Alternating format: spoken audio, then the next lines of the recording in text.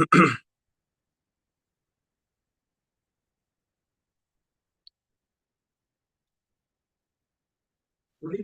are live. So, a very good evening, everyone, and I welcome you all to the next session of case presentations tonight, where we have two young speakers, young students. Uh,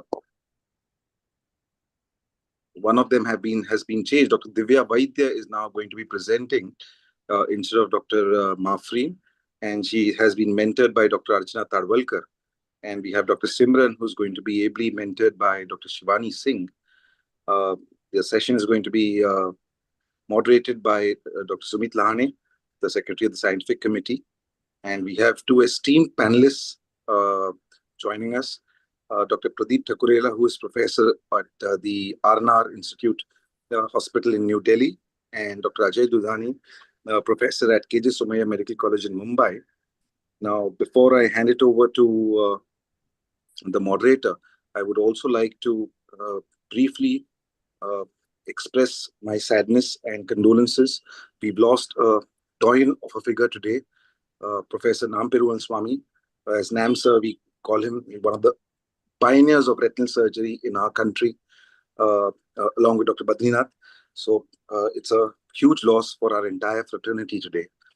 And with this, I hand it over to Sumit. And before that, if we can have a welcome address by MOS President Dr. Shirish Turat sir, and then bring in the program officially. Thank you, sir, and good evening all. On behalf of MOS, I welcome you all to this monthly PG activity. Friends, it's truly a special platform for all the students, where PG is not only getting the chance to present their cases, but are getting lots of tips regarding the presentation, in-depth knowledge of the diagnosis and treatment from state and national faculties. For members like me, it is a chance to refresh our knowledge, and it is one of the program, let me tell you, it is close to my heart, and I don't want to miss any of them. My heartfelt gratitude to all experts, panelists, and mentors for sparing their valuable times. I thank you, our scientific committee, for such a wonderful programs. And without much ado, I'll hand over it to Dr. Sumit Lane, the moderator of today's session. Over to you, Sumit. Thank you, sir. Good evening, everyone. And without further ado, we'll start with our presentations. So it's a retina day today. And we do have our esteemed panel, Dr. Pradeep sir and Dr. Dudhani sir, as our guiding mentors. Dr. Divya, you can start your presentation, please. So it will be a presentation which will get over in 6 to 8 minutes, followed by Viva questions by our esteemed examiners. Make it full screen. Can you see my screen?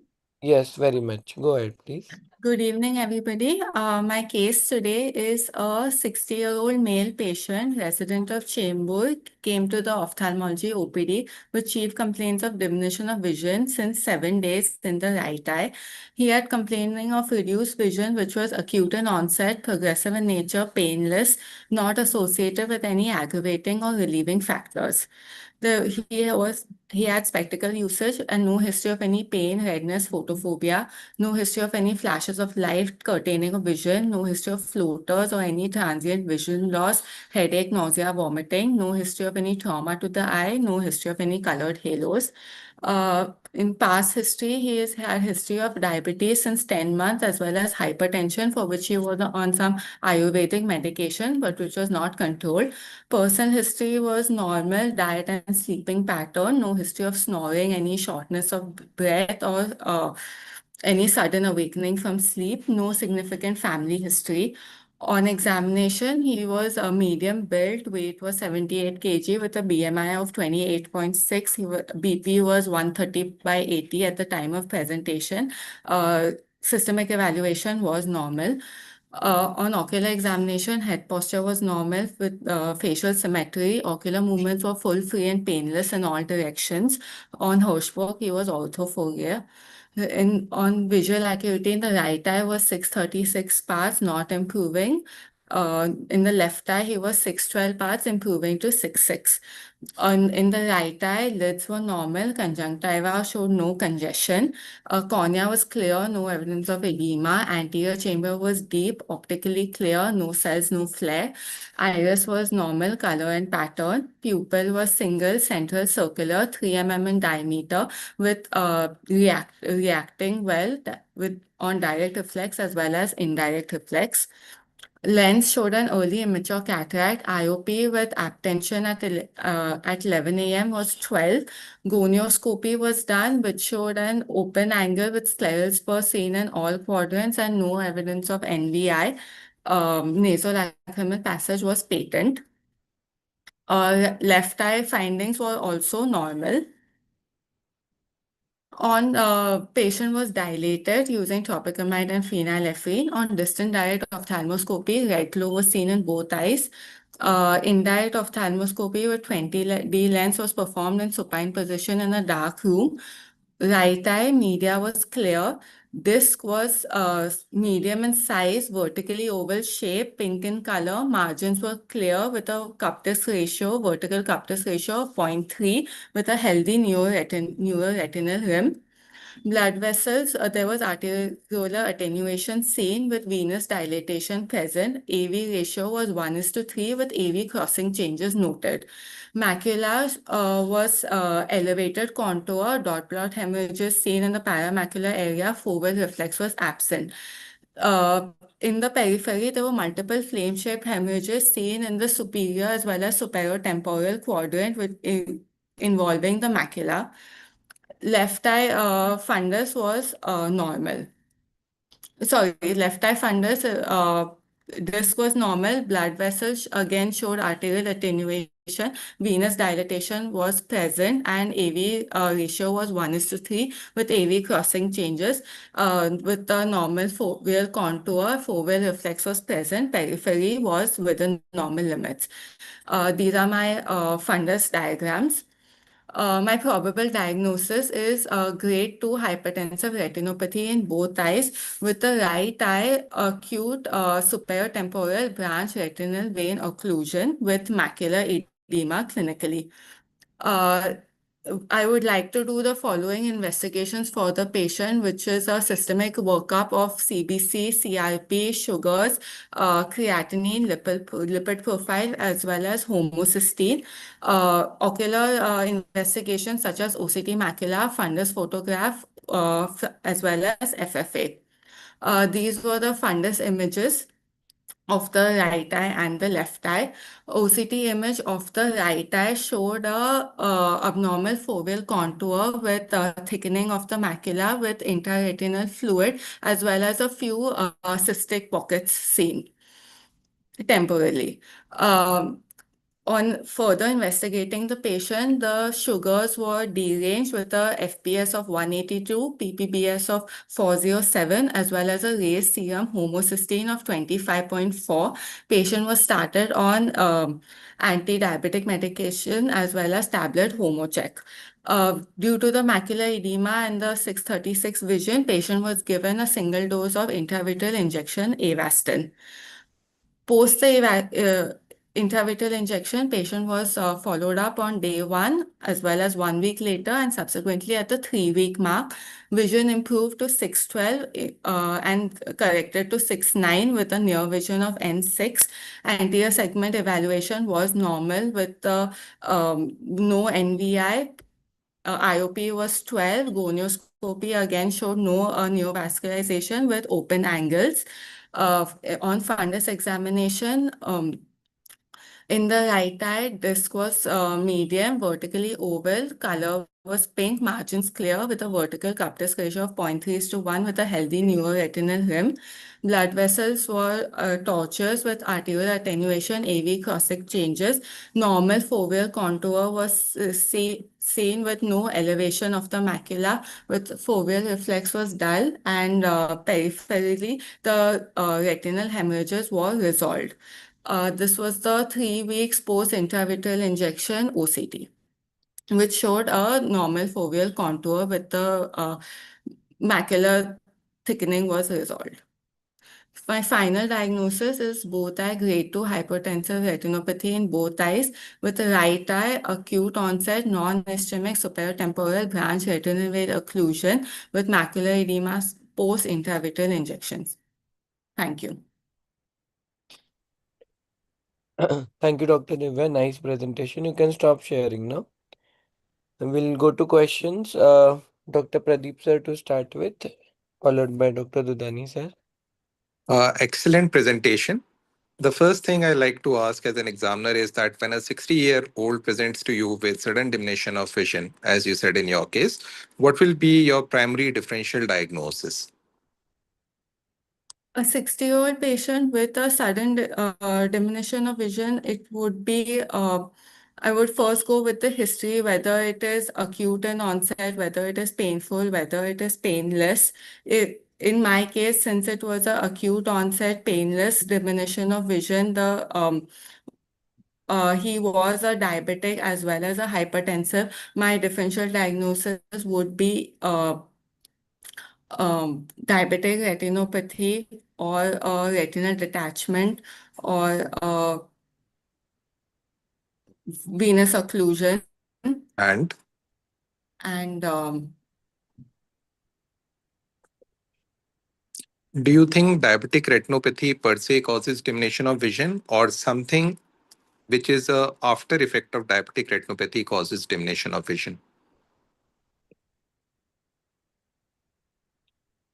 yes, diabetic retinopathy, which would lead to macular edema, would lead Excellent. to diminution of vision. And also vitreous hemorrhages, we will Yes. like to include. And when you try to classify the causes, start from anterior to posterior or posterior to anterior. Can you think of some optic nerve cause at 60-year age with a history of hypertension and diabetes which could have caused this diminution of vision?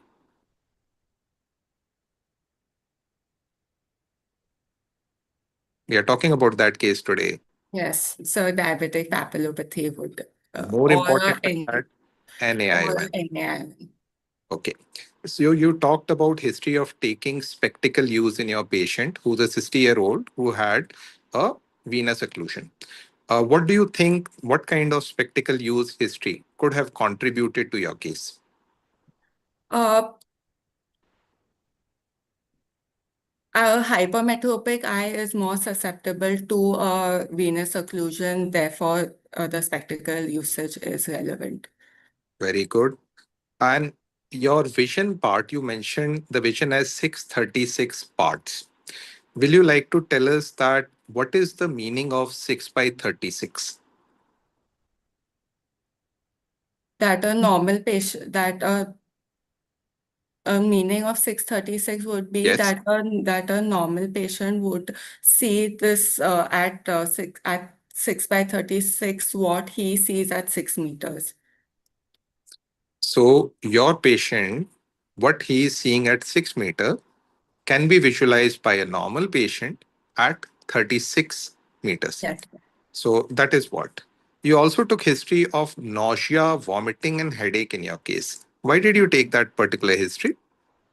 So I took that particular history in case there was a increase in the IOP because to rule out any neovascular glaucoma or an increase in IOP, which could be a sequelae of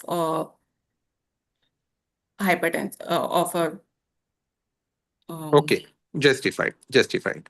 You spoke about your iris findings being normal.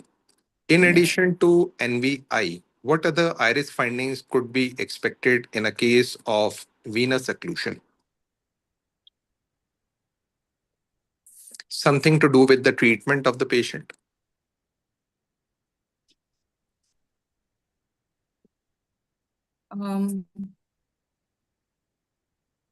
Something regarding the glaucoma which you talked about right now? Yes. Yes, sir. If there is any neovascular glaucoma, then you would see a fibrous blocking of the angles and a narrowed angle. Ectropion UVA more probably, Yes, sir. and laser burns on the margin of the iris. Yes. You talked about direct ophthalmoscopy. So can you please tell us how do you do direct ophthalmoscopy? Yes, sir. A patient is seated at an arm distance from the examiner. First, you focus of the with the ophthalmoscopy. You focus the light beam at the pupillary margin. Then you go further, closer to the patient, and you adjust your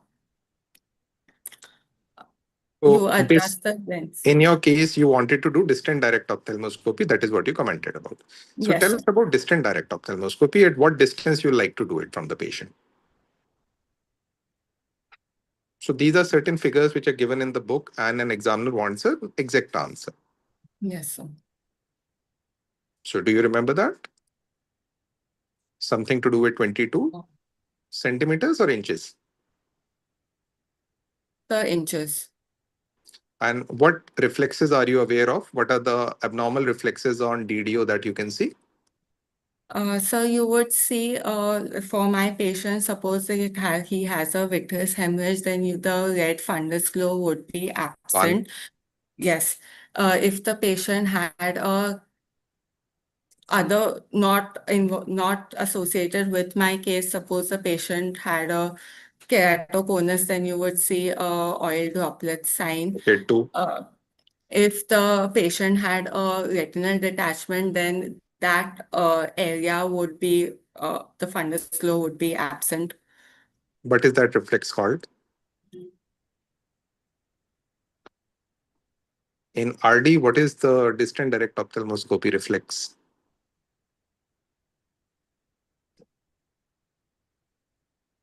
So there are multiple reflexes and you should know about that because you must realize that most of your examiners would have done their post-graduation about 20 years ago when these reflexes were very important.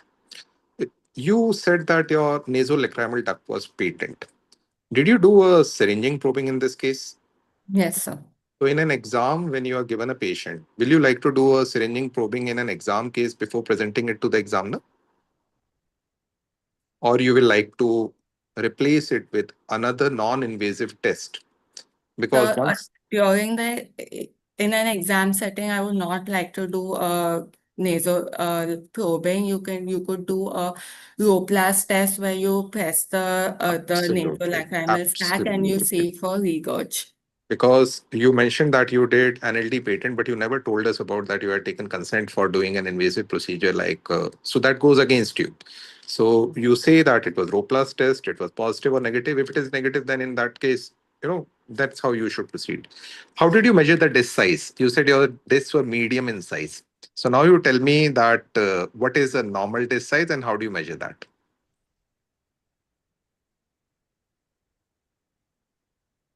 Turn on.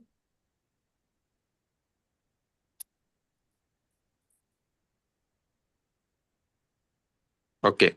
So on your on your direct ophthalmoscope, is there something to tell you that the disc size is normal? What is that? Yes, so there are filters present to compare. Not a filter, something else. It's called a graticule, which is a Yes. circular graticule, the smaller one. That is the one you're supposed to focus on the disc. It should completely encompass the disc. What is another way of checking for the disc size? Suppose you're doing slit lamp examination. How will you measure the disc size? In that case, again, if you are depending on the non-contact lens that you're using or a contact lens, you take the magnification factor of that lens and use the slit lamp graticule to progressively increase the length of your slit. And then you measure. Because the moment you talk about the size, you should know about the significance of small size and large size discs. So can you tell me a few examples of small size discs? So small size disc will be present in physiologically in hypermetropia, in a crowded disc, in case of a disc which is susceptible to NaION, in case of No, that is all you're talking about secondary phenomena. The first thing was correct, that hypermetropia is one. What is the second thing where a disc can be small? Some micro or macropapilla? Yes. So they can be congenital also. You talked about paramacular area. Please define paramacular area. So, paramacular area is the area from 0.5 mm from the fovea to 1.5. Will you call that paramacular? That is inside the macula. So that is foveal, parafoveal, and perifoveal. So be very careful in the choice of words that you're using. You gave us a hypertensive retinopathy grading. Which system of grading did you use? So the Keaton, the classification in which there is So you use Keith-Wagner-Barker Keaton, classification, yes, sir. but that is not the presently acceptable classification when you come to any conference or otherwise. Which is the latest classification which has got a more prognostic value?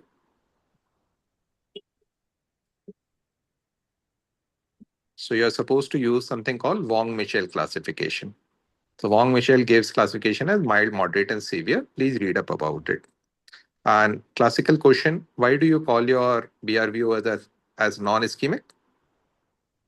So I would call it as non-ischemic because, again, starting from the clinical diagnosis, the visual acuity is correlating with the fundus findings. In a ischemic BRVO, probably the visual acuity would be drop would be much more than the So clinical findings. There I'll would just be interrupt you. deeper. I'll interrupt you here for a minute. You are confusing BRVO and CRVO. So here you are talking about vision. Vision may be affected later in a case of even a ischemic BRVO. So vision and RAPD, these will be present in acute setting in a central retinal vein occlusion. Here you'll have to focus mainly on two other things. What are those two other things? In your findings, you actually mentioned them. So the macular edema and the hemorrhage. Not macular edema, the hemorrhages. The Yes. pattern of the hemorrhages. That if you are seeing sparse hemorrhages, that is the only thing which will tell you. And if you have a classical tomato ketchup appearance kind of thing, then you will think more in terms of ischemic.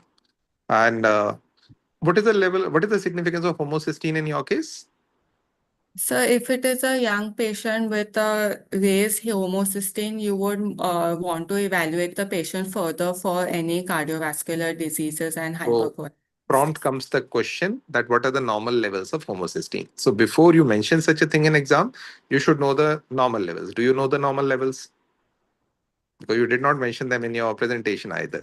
Yes, So so the normal in levels would be less than 15 micro. no, that's not how it goes. So see, be very careful. Once you mention something in examination, you are committing to it.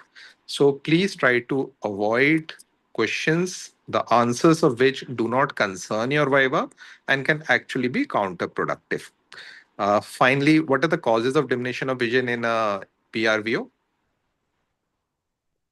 The causes of diminution of vision would be, like in my patient, would be a macular edema, could be a vitreous hemorrhage, which is post the third one would be in case of a ischemic macula because of the Excellent. BRVO. Excellent. Fourth would be a vitreous hemorrhage or in a BRVO which has not been treated, probably might lead You've to already said that. traction traction. TRD, TRD, and lastly NBG. Yes. So you said that foveal reflex was dull. What causes foveal reflex? So the contour of the fovea causes the light rays to be reflected back, which So, causes the, so is it an actual anatomical phenomenon or is it an optical illusion? it is an optical illusion. Excellent. Thank you. I'll hand over to Dr. Dudani for the next round of questions. Thank you, Yeah. sir. Thanks, Dr. Pradeep and Divya. Very good job. So we'll, I think, move from investigations. I think the main investigation which I saw was that the BP was quite high, and also Yes, the sugars were high. So what do yes. you think would be the more important factor in this BRVO, which is leading to this problem? Because you had three factors: diabetes, hypertension, and homocysteine. So which do you Yes. think is the primary cause of this BRVO? According to me, it would be the hypertension because Very it was good. uncontrolled. Patient was on some Ayurvedic Great, medication. He great. was Yeah. not quite compliant with the medication. And so, yeah, in today's days, I think a lot of our patients on Ayurvedic or homeopathic medicines, because, I've seen that these patients develop uncontrolled diabetes and hypertension. Even on for diabetes, they're taking Ayurvedic medicines or homeopathic medicines. And I don't think, as doctors said, this homocysteine would have that important a value in this because it's more of hypertensive, atherosclerosis, and diabetes. Now, the diabetes was very high. Did you wait for the sugars to get controlled, or did you treat it immediately? No, we waited for the sugars to get Sugars controlled to so. before you. So the sugars came down and then you did it. So Yeah. that's also one risk factor I've seen, that when the sugars are very high, you should be like very careful that you don't inject, because it could come up as a medical legal thing, in these patients. Which are the trials? So you have given Avastin in this patient, and the patient is resolved beautifully. So what was your further line of treatment in this patient? So in my patient, after one dose of Avastin, the macular edema resolved. So you would like to maintain a follow-up for the patient, probably mostly 1 monthly, to see whether the macular edema comes back again. According to the, if you're talking about the interval of the intravitreal injection, then sin probably not Avastin, but according to the Bravo study, they gave monthly Very good. Yeah. ranibizumab injections for the first 6 months, and then it became treat as needed.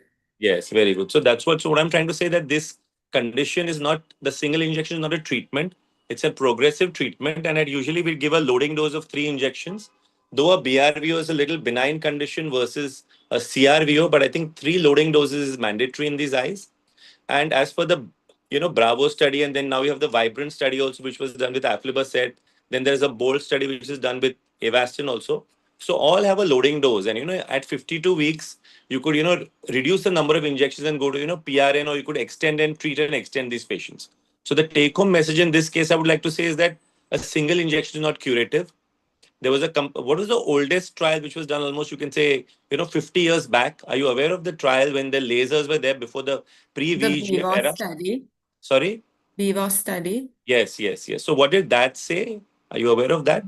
So the BVOS study said that a PRP is to be done once the neovascularization sets in. In case of BRVO, it does not have to be done preemptively. Once Very good. you can see neovascularization, then you can go ahead with the. Also, it True. gave um, recommendations on the grid laser for The macular macular edema, edema. saying that if there is non-resolving macular edema, then if no, the cause is not a macular ischemia on FFA, then you could go ahead with a grid Very laser. good. So here I would like to say that the grid that we do is just done in the one arc of the half. You don't do in the normal macula because you want those collateral vessels to develop in these patients. So you'd be very careful, and you have to do a very limited laser in these patients, because you don't want to have the runoff of the laser over the macula in these patients. So the other drugs, you're aware of any other drug which you can think of besides these anti-VEGF drugs which can be used treating this retinal vein occlusions? There was a study with triamcinolone as well as Very good. Ozurdex. The Very good. triamcinolone study said, although it said that it would not be given as a first-line treatment, probably a second or third-line treatment where anti-VEGF is contraindicated because patients developed increase in IOP and cataract. Very But good. Yeah. the Ozurdex was recommended to be Yeah, given. the results of Ozurdex were much better. So now we've moved to actually from 4 milligrams, we have moved to 1 milligram to avoid these complications of glaucoma and cataract in these patients. So in non-affording patients, it's a very good drug to give, if a patient can't afford. Yes. And I would like to say that, so laser still has a role. So a patient whose edema has resolved, in the sector, if there's extreme non-perfusion, which you see, there's definitely a role for scatter laser, not for the macular edema element, but for the scatter laser to prevent the NVE from forming in these cases in that area, if there's more than 5 disc diameters of non-perfusion areas in that. So you could have a combination therapy to reduce the number of injections in these patients. So I think I'm quite happy. It's a very good presentation. So the take-home message is that BRVO is not necessarily a benign condition. Single injection is not curative. You might combine it with laser, and you require close follow-up and monitoring of systemic conditions. So if you don't control their BP and their sugars, then I think you're in a big mess. Yeah. Thank you very much. I think very good presentation. Thank you, Over sir. to you, Dr. Sumit. Yeah. Yes. Very well presented, Dr. Divya and superb Viva.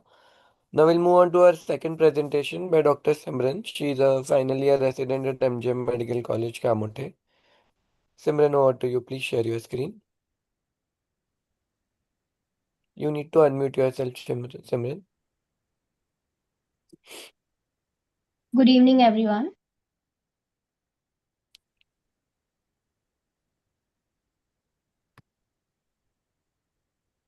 So my case today is of a 55-year-old male who presented with acute onset diminution of vision in right eye since 15 days, which was painless and progressive. It was not associated with any flashes, floater, redness, double vision, headache, vomiting, intolerance to light, loss of consciousness, or jaw claudication. There was no history of ocular trauma, infection, or surgery, and there was no past history of similar episodes. History of spectacle usage since 9 years, last corrected 1 year ago. Known case of type 2 diabetes mellitus since 20 years and hypertension since 5 years on medications, and patient was non-compliant to them. There was history of deranged sugar since 2 months for which his medications were altered. No history of recent infection or systemic illness, no addictions or allergies. Vitals were normal. Blood pressure was 110 by 80 millimeters of mercury. RBS was 123 milligram per deciliter at presentation. SpO2 was at 98%. Ocular examination, the right eye vision was 6 by 18, not improving. While in left eye was 6.9 parts, improving to 6.9. Near vision in right eye was N18. Color vision in both eyes were normal. Amsler grid in right eye was centrally distorted, and extraocular movements in both eyes were free, full, and painless. On slit lamp examination, anterior segment was within normal limit. There was an nuclear sclerosis too in both the eyes, and the pupils were 3 mm round, regular, and reacting to light. Intraocular pressure was 12 and 14 in right and left eye respectively. On fundus examination, right eye was suggestive of elevated disc, suggestive of disc edema with peripapillary hemorrhages and microaneurysms and scattered microaneurysms and hard exudates with elevated macula, suggestive of mild non-proliferative diabetic retinopathy and macular edema. Left eye fundus showed mild with normal disc size with mild disc pallor, and there were scattered microaneurysms, dot hemorrhages, and hard exudates. Foveal reflex was done and dull, and macula seemed normal. Based on the clinical findings, my differential diagnosis were papillitis, disc edema secondary to space-occupying lesion, non-arthritic anterior ischemic optic neuropathy, and diabetic papillopathy.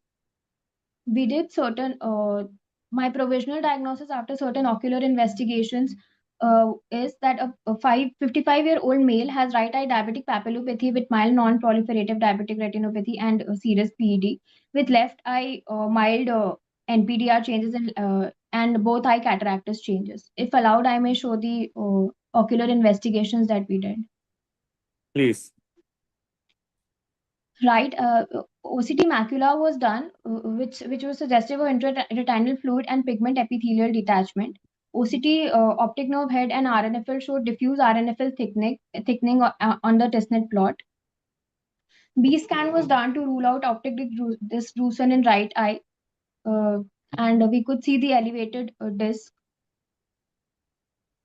On 30-2 perimetry in right eye showed an altitudinal field effect with a generalized attenuation of fields in the left eye. Systemic investigations, the inflammatory markers like CRP and ESR were normal. Blood sugars were raised as mentioned in the history. HB1AC was 7.2.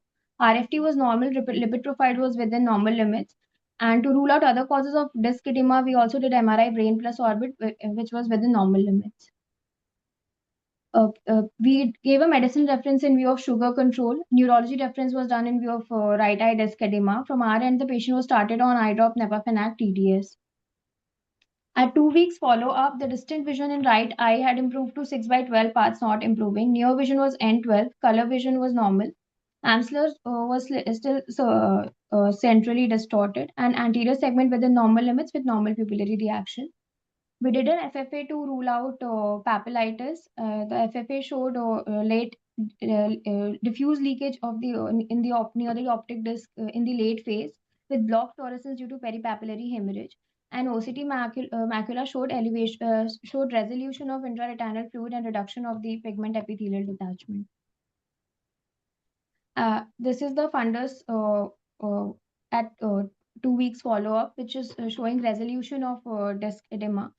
And there was on OCT, there was superior RNFL thinning as seen on the Tisnet plot. At 6 weeks follow-up, the vision had improved to 6/9 parts. Near vision was N8, color vision was normal, Amsler's was normal. And as we can see on the OCT, there is resolution of the edema. The fundus examination showed resolution of disc edema with there was still mild blurring in the inferior of the inferior disc margin, and there was resolution of peripapillary hemorrhages. So we were in a diagnostic dilemma whether this case would be an NAION or a diabetic papillopathy. So my points in favor of NAION were altitudinal field defect and follow-up OCT and RNFL. OCT optic nerve head and RNFL showed superior RNFL thinning, while points in favor of diabetic papillopathy were the color vision was normal, there was no RAPD, mild to moderate vision loss, which could be also due to underlying cataract. Vision improvement was faster. Disc edema with peripapillary hemorrhages and NPDR changes were more in favor of diabetic papillopathy. There was diffuse hyperfluorescence of the disc in late phase, and sudden sugar control was also one of the findings in favor of diabetic papillopathy. Thank you. Thank you, Dr. Simran. You can stop sharing. That was very well presented and a nice case. We'll start Thank with you, sir. Dudani, sir. Yeah, I think Simran, it was a good case. It was a confounding case, as you rightly said. I was like, trying to go back on the left eye. You missed out the left Yes. eye. Left eye, what do you think has caused the disc pallor? So there could be there could be a previous, since it is a diagnostic dilemma between NAION and diabetic papillopathy, it could be possible that the other eye had gone and undergone an episode of Similar NAION leading event, to optic yes. atrophy, or there, if What we was the have got vision in the left eye? What is the vision in the left eye, you said? 6/9, so the Yeah. best corrected was So, 6/9. I think the disc pallor was quite a bit. It was not a Yes, less, I would say it was a moderate to severe disc pallor, I would say. And then this eye is going the same way. So if you have yes, seen a case with a papilledema in one eye and a disc pallor in the other, is you're aware of a Foster Kennedy Foster syndrome? What Kennedy is that? syndrome. Yeah, what is that? So in Foster Kennedy syndrome, one eye presents with disc edema, other eye has optic atrophy, so the disc edema is masked because of that. So that is a So pseudo Foster Kennedy. What is the true Foster Kennedy? Where is the SOL in that patient? So the eye which has optic atrophy, there's a SOL which is pressing the optic nerve there in the frontal lobe, and then that yes, leads to a recurrent that papilledema on the other side, and this eye gets atrophy, so it doesn't develop a papilledema. yes, sir. Now I feel the altitudinal defect was very much showing, a sign of AION, which is strongly Okay. going into that. And that was not a PED. I beg to differ. That's a subserous fluid collection. If you see, the RPE was below that. So this is a Yes, complex macular edema which you're seeing, which is a spillover from the extensive disc edema which you're disc seeing in edema. this. So Yes, it's a sir. spillover macular edema which has come in these patients. So there are some trials after you control the sugar. What is the treatment of NaION, if I may ask you? So NAION is mostly because of the hypoperfusion. So the treatments are still under trial. hyperbaric oxygen can be given. Oral steroids are still under trial, but they have not given a good result. And neuroprotective agents can be given. Yeah. So the point I want to take back home is that, don't pump these patients with injection solumedrol, because as it is diabetics, and you'll maybe hypertensive, you will cause a very haywire of their metabolic condition. There is only Yes. role for systemic solumedrol, IV solumedrol in patients with pure proven optic neuritis, which is multiple Yes. sclerosis related. So we tend to, Yes. treat these patients with solumedrol. I think what the protocol I follow in these patients is giving a low dose 1 milligram per kg steroids oral and then taper it very rapidly, so that Yes. helps the edema to go off, and you can, preserve the cells, the neural cells, the ganglion cells are so important that even if you can save a few of them, that will come in a long way in this young patient's life. What is the Yes. natural history of NAION? You're aware of that? Like, what is the prognosis of NAION? So NAION usually it starts with a hyperemic disc with No, the peripapillary. prognosis I'm saying. So that the prognosis, So the prognosis, like how do the patients respond, and what is the final outcome in these patients? So eventually, the visual outcome, there is moderate, moderate visual loss in such patients, and eventually there is optic atrophy. Due to the optic atrophy, there is moderate visual There is loss a in there is a such patients. sectoral optic atrophy in these Sectoral, patients, yes, segmental, and so yes, there's a corollary that 30% of the patients remain the same, 30% worsen, and 30% improve. 30%, yes, sir. Am I right? That's Yes, what sir. happens Yes, in sir. these patients. Yes. So what is the diagnosis? How will you diagnose diabetic papillopathy in these patients? What is the pathogenesis of diabetic papillopathy versus NAION? There's totally a different pathogenesis, if you're aware of. Yes, sir. So actually, diabetic papillopathy is a diagnosis of exclusion. So, No, I feel diabetic papillopathy is more of a microangiopathy with a leakage yes, there on sir. the disc, Yes, whereas sir. NAION is more of a ischemic, Hypoperfusion, ischemic. hypoperfusion which is happening. Yes, sir. What is Here's hypothesis for NAION? You're aware of Sohan Singh Here? He is in the maximum work on NAION, if you're aware of. He was an Indian, Mhm. very giant of an Indian teacher who stayed in USA, and he has done extensive work. I would request you all to go and read about him and his history. He's like a stalwart from India who has done a lot of work on CRVO and NAION. Yes. Yeah. I think I'm happy. I think let's rest Dr. Pradeep. I would request you to take over from here, sir, please. Sir. Thank you, sir. Thank you. And just to add that he was Major Sohan Singh Haire. Yes, He's from yes. Army Medical Corps, and that is He's a how he great was. man. Great man. Yes, Great man. yes. He was picked up from a conference which was held in Army Hospital R&R, which Wow. Okay. heard him and then gave him a offer and a visa and everything followed. Okay, Wow. so now coming to the case. Dr. Simran, you told us about a painless diminution of vision in a 55-year-old who was diabetic for past 20 years and a hypertensive for past 5 years. We have Yes. already discussed the differentials. Can we talk about painful diminution of vision in a 55-year-old with a similar presentation? What So differentials will you give me? Painful diminution of vision. So painful diminution of vision could be due to optic neuritis Okay. or a retrobulbar neuritis. It could also be due to scleritis Okay. and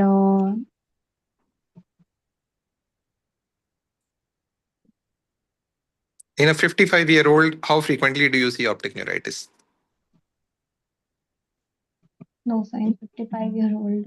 So, It could be yeah. AION also presents with Yes. painful So vision. arteritic ischemic optic neuropathy is something that you should think of, not in 55, but 70-year-old. That is the Yes, sir. first thing which should come to your mind. Yes, You sir. talked about double vision in your history. What were you looking for? So anything we were looking for diplopia if there was any optic nerve compression or due to trauma if there was any muscle entrapment. There was no history of trauma, and you said optic nerve compression causing diplopia. Does that happen? Yes. No, it does not. So with diabetes, what happens which causes acute onset diplopia, which is masked?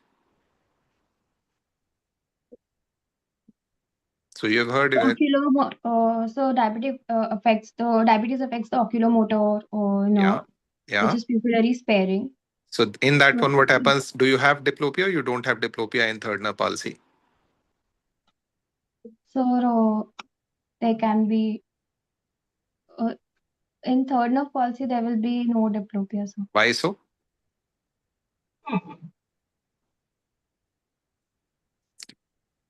So when you are reading about, when you're presenting history, see, your negative history can always land you in trouble. So Yes. beware of not taking your Viva in a direction where you have not prepared.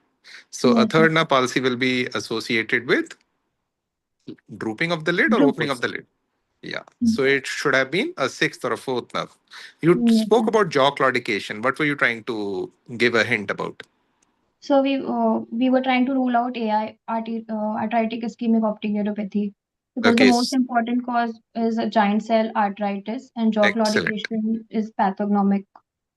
Very good. What are the chances of the other eye getting affected when you have giant cell arthritis induced arthritic ischemic optic neuropathy in right eye?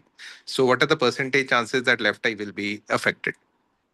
So within a week or 2 week, 50% chance that the other eye gets Excellent. affected. Excellent. Nearly 90% chances over a year. Yes. You told us that the vision was N18. So what is the meaning of N in N18? Near wish. See, you write it every day in your case sheets. Huh? What is the meaning of N? Newspaper notation. So these are classical questions which are asked in theory exams. So you Yes. spoke about 17 plates of Ishihara. Yes, You sir. used Ishihara chart for measuring your color vision, right? Yes, sir. Yes, sir. Firstly, was checking of vision using Ishihara the correct approach in this case?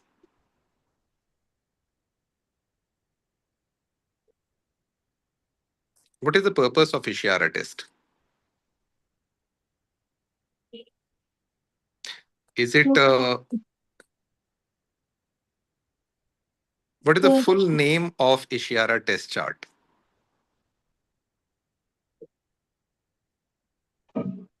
So it is Ishihara pseudo isochromatic plates. isochromatic test. Pseudo isochromatic plate. So it's a pseudo isochromatic test. It Yes, is sir. mainly used to differentiate different types of congenital Color color blindness. blindnesses. Which Yes, test sir. you should have used? Which quantitative test would have been better in this case? So something like Farnsworth Ponsel, that should have been used, or a very simple test like a red top color hue you could have. Saturation or You were here trying to look for optic nerve dysfunction. You could have optic used a nerve. red top color hue test. Okay. And you spoke about 17 plates. How many plates are there in Ishihara chart? So there are variable plates 17, 38 or plates. 23. Okay. 23 plates. So you gave us nuclear sclerosis grade 2. Which system of classification did you use?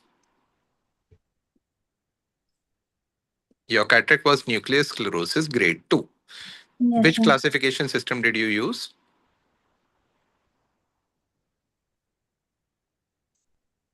What is LOCS? So you should read up about it. There is something called lens opacification classification system, Yes, sir. Yes. 1, 2, and 3. Yes, So you sir. should be careful that when you mention NS2, NS3, you should always mention which logs have you used. Okay. Yes. And you mentioned that Okay. throughout your presentation, you kept saying that the pupil was round, reactive. Is that possible? You yourself It gave us was in your investigations, you gave us something which told us that your pupillary reactions were wrongly recorded. What clue was that? You gave it to us in the investigations, where we came to know that, okay, the pupil reactions were not correctly checked. What was that clue? all we were trying to differentiate between NAION and diabetic papillopathy. The altitudinal field effect was more suggestive of No, that is fine. But see, the pupillary reactions were not properly checked in your case. So you tell me that how did you check for your pupillary reactions in this case? so through direct and consensual How reflex. did you check them? So the consensual reflex was checked in a dark room using a swinging flashlight test. How many torches? Were you holding one torch or two torches? You said dark room. I did not say dark room. So you said dark room. Did you use two torchlights or one torchlight to assess? So we used one. So remember that before you mention pupils are very close to examiner's heart. You have to say that you used a bright light, which was sharp, something like the indirect small aperture, that you used it 7 times between both eyes. And you need not say dark room, because the moment you say dark room, at that time you need another flashlight which has to be shown from below the patient for the examiner to be able to see the pupils. And in your case, do you know something about a hemianopic pupil? Have you heard this term before? In a case of hemianopia, what kind of pupillary reflex do you get?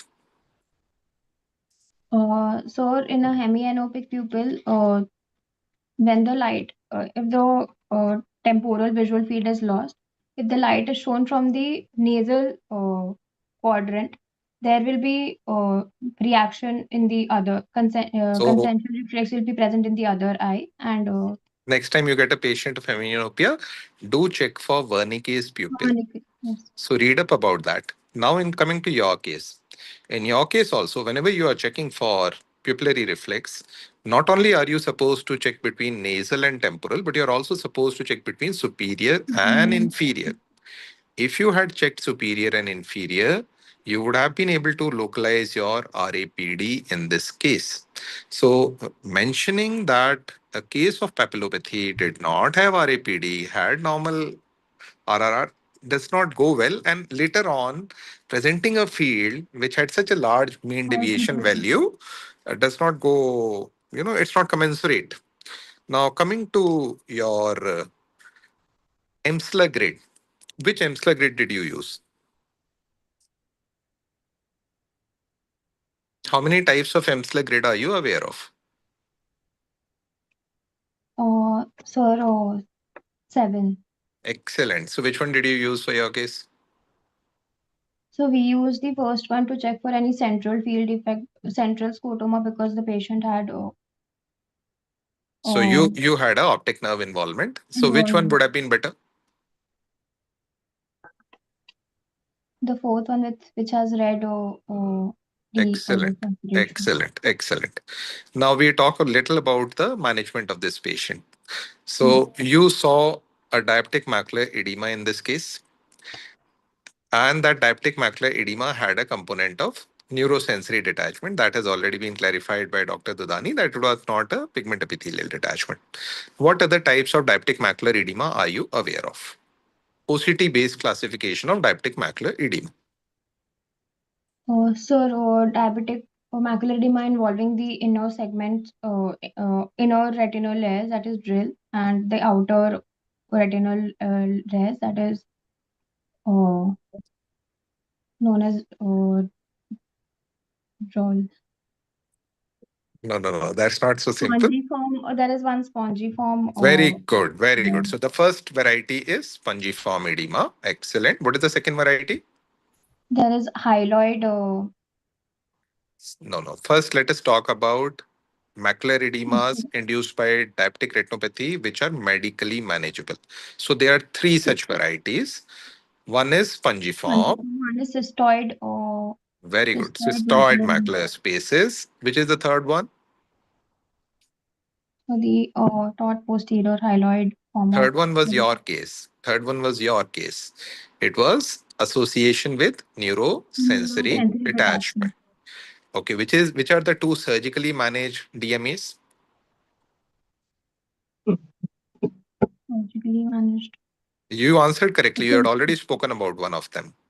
So if there are any fibrovascular traction bands, then to release them, Short, thick posterior hyaloid. short, thick posterior hyaloid. And the fifth one is association with a TRT. So both of them will be managed surgically, right? Yes.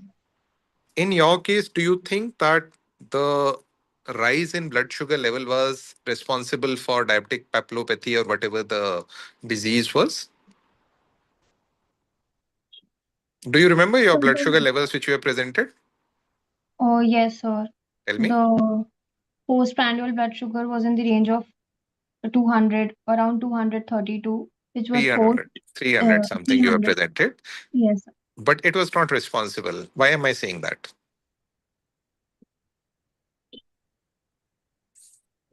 What was your HbA1c value? 7.2. With a 7.2, do you expect to find a diabetic papillopathy? How does No, sir, diabetic it should be. papillopathy occur? So diabetic papillopathy, there are two mechanisms. One is the microangiopathy, which affects the endothelial cells. There is loss of pericytes, Perfect. there is extravasation of fluid, which eventually leads to exoplasmic stasis and edema in the nerve fiber layer. So it And requires hyperglycemia. So hyperglycemia. what kind of hyperglycemia does it require? An acute hyperglycemia of 1 day or an acute prolonged hyperglycemia of more than 3 months? So it requires acute prolonged hyperglycemia, which So that is uses the optic nerve cell. one thing which goes against your diagnosis of diabetic papillopathy. Diabetic papillopathy is basically a diagnosis of exclusion when you have ruled out everything else. Yes, In sir. your case, you already have some features of NaION in the other eye, and you have features of NaION based on the field in this eye. You did not show us the field of the left eye. Did you show us the field of the left eye? That Yes, was sir. normal. There was That a was generalized, no, sir, there was a generalized field attenuation. yeah. And more so, if you will realize that it also would have had a symmetrical distribution across the horizontal plane. So you can go back and revisit the fields in the left eye. Yes, sir. And besides that, a wonderfully presented case. So happy for you. Keep preparing well. Thank you so much. Thank you, sir. Good job. Thank you, sir. That was a super Viva. Reminded my own DNB Viva, which was in RNR again.